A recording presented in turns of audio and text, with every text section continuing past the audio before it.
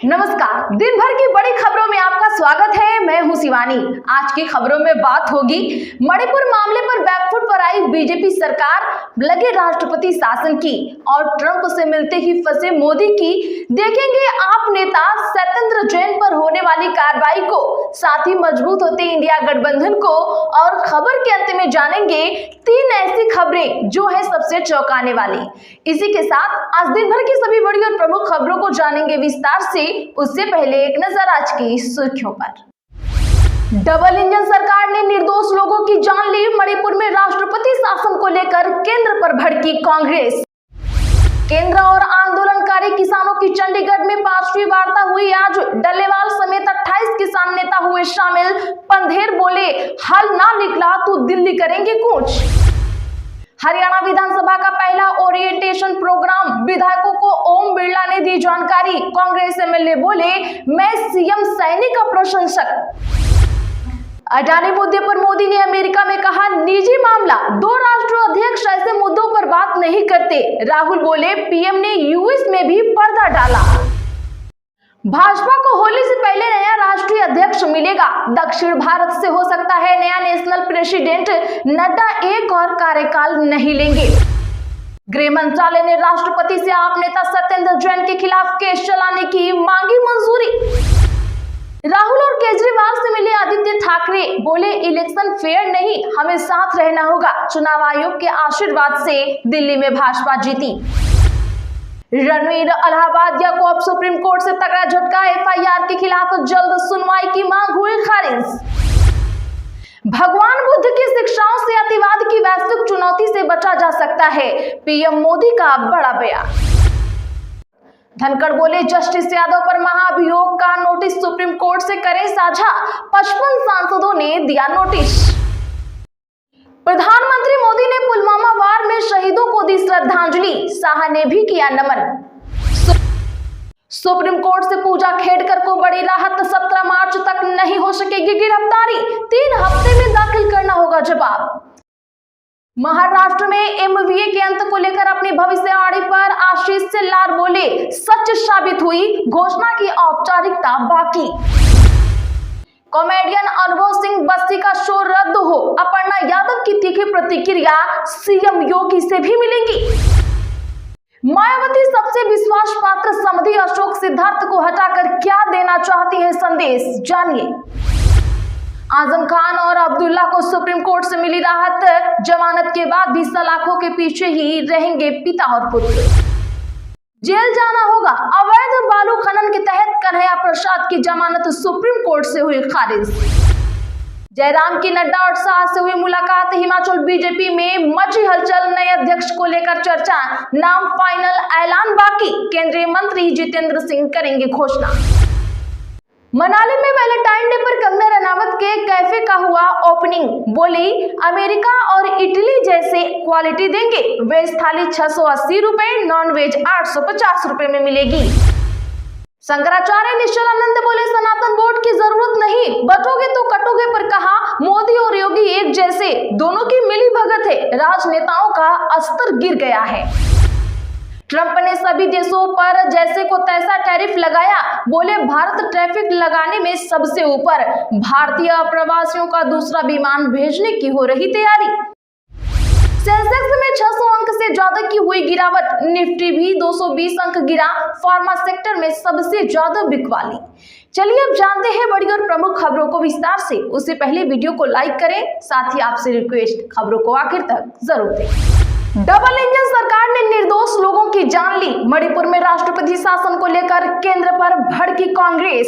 जी हां, बता दें कि आज मणिपुर में राष्ट्रपति शासन लागू कर दिया गया है। एन बीरेन सिंह ने पहले ही सीएम पद से इस्तीफा दे दिया है। इस्तीफे के बाद भाजपा के पूर्वोत्तर प्रभारी संबित पात्रा ने पार्टी विधायकों के साथ कई दौर की चर्चा की है। हालांकि राज्य का अगला सीएम कौन होगा, इस बात का अब तक फैसला नहीं हो सका है। इस बीच कांग्रेस ने मणिपुर के हालात को लेकर मोदी सरकार पर सीधा निशाना साधा है। कांग्रेस के राष्ट्रीय अध्यक्ष मल्लिकार्जुन खड़गे ने एक्स पर पोस्ट करते हुए लिखा कि आपकी पार्टी ही 11 साल से केंद्र में शासन कर रही है। ये आपकी पार्टी है जो 8 साल तक मणिपुर पर शासन कर रही थी। ये भाजपा ही है जो राज्य में कानून व्यवस्था बनाए रखने के लिए जिम्मेदार थी। खड़गे ने आगे लिखा, आपने राष्ट्रपति शासन इसलिए नहीं लगाया क्योंकि आप ऐसा चाहते थे, बल्कि इसलिए लगाया क्योंकि राज्य में संवैधानिक संकट है, क्योंकि आपका कोई भी विधायक आपकी अक्षमता का बोझ स्वीकार करने को तैयार नहीं है। आपका डबल इंजन मणिपुर की निर्दोष जनता की जान पर बनाया। अब समय आ गया है कि आप मणिपुर में कदम रखें और पीड़ित लोगों के दर्द और आघात को सुने और उनसे माफी मांगे। अडानी मुद्दे पर मोदी ने अमेरिका में कहा निजी मामला। राहुल बोले पीएम ने यूएस में भी पर्दा डाला। बता दें कि लोकसभा में नेता प्रतिपक्ष राहुल गांधी ने एक बार फिर अडानी मुद्दे पर पीएम नरेंद्र मोदी को जमकर घेरा। राहुल गांधी ने सोशल मीडिया एक्स पर लिखा कि अडानी मामले पर पीएम से देश में सवाल पूछो तो वे चुप्पी साध लेते हैं। जब विदेश में सवाल किया गया तो इसे निजी मामला बताया गया। दरअसल बता दें कि पीएम मोदी ने अमेरिका दौरे पर पत्रकारों से सवाल पूछा था कि क्या राष्ट्रपति ट्रंप के साथ मीटिंग में गौतम अडानी के केस पर कोई चर्चा हुई। इस पर पीएम ने जवाब दिया कि ऐसे व्यक्तिगत मामलों में हमारे बीच कोई बातचीत नहीं हुई है। पूरा जवाब सुनिए। उन्होंने कहा कि हमारे संस्कार और संस्कृति वसुधैव कुटुंबकम की है। हम पूरे विश्व को अपना एक परिवार मानते हैं। हर भारतीय को मैं अपना मानता हूं। दूसरी बात है कि ऐसे व्यक्तिगत मामलों के लिए दो देशों के मुखिया न मिलते हैं, न बैठते हैं और न बात करते हैं।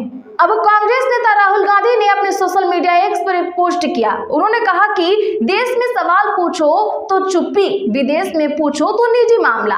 अमेरिका में भी मोदी जी ने अडानी जी के भ्रष्टाचार पर पर्दा डाल दिया। जब मित्र का जेब भरना मोदी जी के लिए राष्ट्र निर्माण है, तब रिश्वतखोरी और देश की संपत्ति को लूटना व्यक्तिगत मामला बन जाता है। क्या आप भी राहुल गांधी की बातों से सहमत हैं? कमेंट में हाँ या ना जरूर लिखिए। भाजपा को होली से पहले नया राष्ट्रीय अध्यक्ष मिलेगा। दक्षिण भारत से हो सकता है नया नेशनल प्रेसिडेंट। नड्डा एक और कार्यकाल नहीं लेंगे। जी हां, भाजपा के राष्ट्रीय अध्यक्ष की चुनाव प्रक्रिया की शुरुआत मार्च के पहले हफ्ते तक शुरू हो सकती है। बता दें कि 14 मार्च से पहले पार्टी को नया राष्ट्रीय अध्यक्ष मिल जाएगा। इस बार राष्ट्रीय अध्यक्ष के लिए दक्षिण भारत से किसी नेता के नाम पर सहमति बन सकती है, क्योंकि भाजपा का फोकस अब दक्षिणी राज्यों पर है। बता दें कि फरवरी के आखिरी तक 18 राज्यों के प्रदेश अध्यक्षों के चयन की प्रक्रिया पूरे होते ही राष्ट्रीय अध्यक्ष के लिए चुनाव कार्यक्रम घोषित होगा। भाजपा संविधान के मुताबिक राष्ट्रीय अध्यक्ष का चुनाव तभी कराया जाता है जब देश के कम से कम आधे राज्यों के प्रदेश अध्यक्षों के चुनाव हो जाएं। पार्टी के एक नेता के मुताबिक मौजूदा राष्ट्रीय अध्यक्ष जेपी नड्डा को एक और कार्यकाल देने की जगह पार्टी नया राष्ट्रीय अध्यक्ष चुनेगी। हालांकि भाजपा संविधान के मुताबिक राष्ट्रीय अध्यक्ष के लिए कोई व्यक्ति लगातार 2 टर्म के लिए चुना जा सकता है।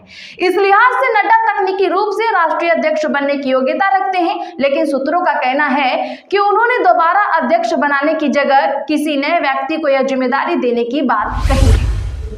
गृह मंत्रालय ने राष्ट्रपति से आप नेता सत्येंद्र जैन के खिलाफ केस चलाने की मांगी मंजूरी। जी हां, गृह मंत्रालय ने राष्ट्रपति से आप नेता और दिल्ली के पूर्व मंत्री सत्येंद्र जैन के खिलाफ मनी लॉन्ड्रिंग का केस चलाने की मंजूरी मांगी है। मंत्रालय ने प्रवर्तन निदेशालय की जांच और पर्याप्त सबूत के आधार पर मंजूरी मांगी है। सत्येंद्र जैन के खिलाफ 2017 में मनी लॉन्ड्रिंग के तहत केस दर्ज किया गया था। सीबीआई ने आय से अधिक संपत्ति रखने के आरोप में एफआईआर दर्ज की थी। मई 2022 में उन्हें अरेस्ट कर लिया गया। वह फिलहाल जमानत पर बाहर हैं। राहुल और केजरीवाल से मिले आदित्य ठाकरे, बोले इलेक्शन फेयर नहीं, हमें साथ रहना होगा। जी हां, शिवसेना नेता आदित्य ठाकरे ने दिल्ली दौरे के दौरान आज राहुल गांधी और केजरीवाल से मुलाकात की। उन्होंने कहा कि सभी विपक्षी सांसदों को सोचना चाहिए कि हमारा अगला कदम क्या होगा, क्योंकि हमारे लोकतंत्र में इलेक्शन अब फेयर और निष्पक्ष नहीं रह गए हैं। उन्होंने आगे कहा कि केजरीवाल ने 10 साल में बहुत काम किए हैं जिन्हें जनता जानती है। भाजपा को चुनाव आयोग का आशीर्वाद था, इसी वजह से वह दिल्ली जीती है। उसे चुनाव आयोग का आभार करना चाहिए। दिल्ली में काफी जगह वोट काटे गए। चुनाव आयोग ने लोगों से वोट डालने का अधिकार छीना है।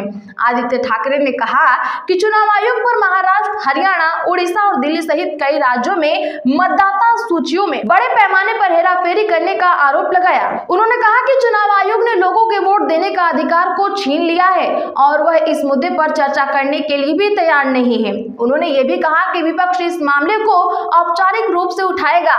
साथ ही ठाकरे ने जोर देकर कहा कि स्वतंत्र और निष्पक्ष चुनाव देश के लिए जरूरी है।